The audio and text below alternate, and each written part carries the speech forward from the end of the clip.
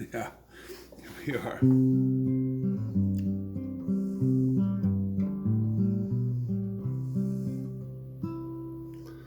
So yeah, all the decathletes hung out right there on the high jump pit. Um, the track has changed since. Uh, it was surrounded by these ficus trees. It was really engulfed in like a tall hedge that took all the wind out out of the equation, because usually on a track you come around the 330 coming down the final stretch and big headwind, or at least wind is a big deal in a 440 race, any race that goes around the track. But Santa Barbara's original design was surrounded by eucalyptus and I think it was ficus trees, and the wind was out of the equation. So it was a forward-thinking track, and the high jump pit was right in the middle of the field. I have never jumped at another facility that's like that, and I haven't been all over the world, obviously, but usually, you think about, look at the Olympics, it's in the end zones on a football field, certainly Drake Stadium, UCLA was that way. But anyway, UCSB, the high jump, right smack dab in the middle.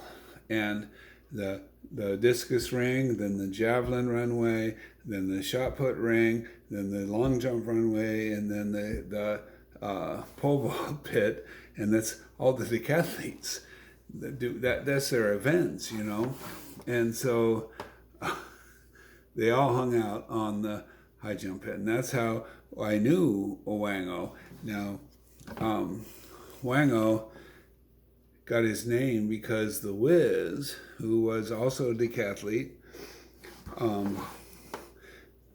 played a prank on him. Early on and saying, I have a guy who can read people's minds. He can read your mind. And so you'd call him up and cut a card. You'd have a deck of cards, and let's say you got the of spades. Seven of spades there. And let's call the Wiz. And the wizard, can tell you what your card is.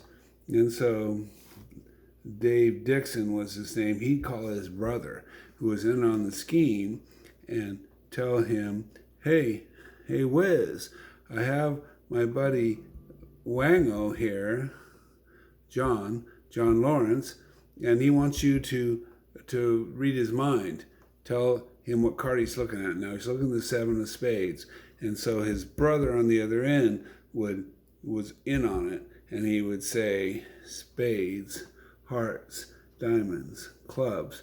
And as soon as he said spades or the proper suit, you'd interrupt.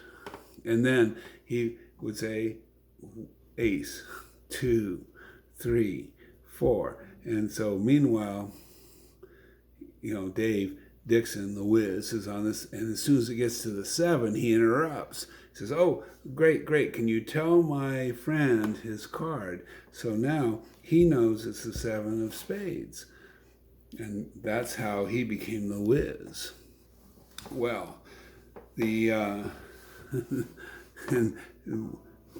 and Wango was mad about that when he finally figured out he'd been played, because he was telling everyone, there's this guy who can read your mind, really real thing. And so one weekend, the Wiz took Wango down to Hollywood, where he lived, to his home. And they were walking around, 78, 79 decathletes, shirtless, and in Hollywood, and got invited into a audition for a screenplay. Can you guys come in here and audition? We're auditioning for the role of Wolf Boy and the Emperor Wang.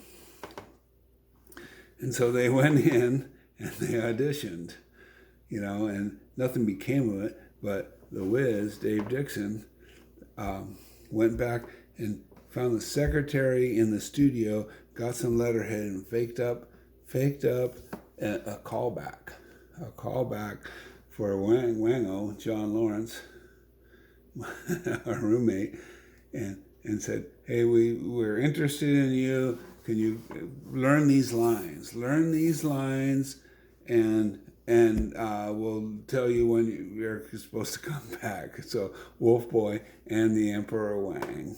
And so Wango living with us there on Del Playa, practicing his lines, because he's going to go back. And I think he never went back because the Wiz told him the truth.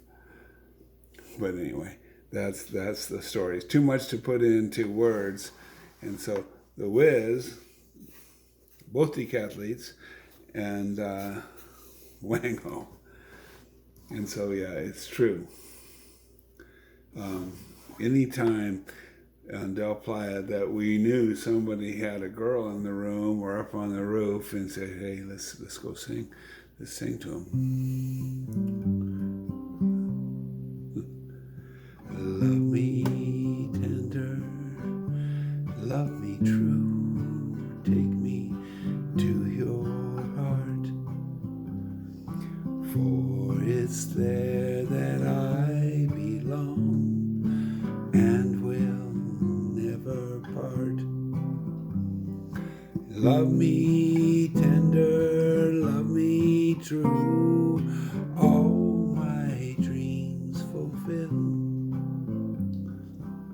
For my darling, I love you, and I always will. Yeah, fun times for sure.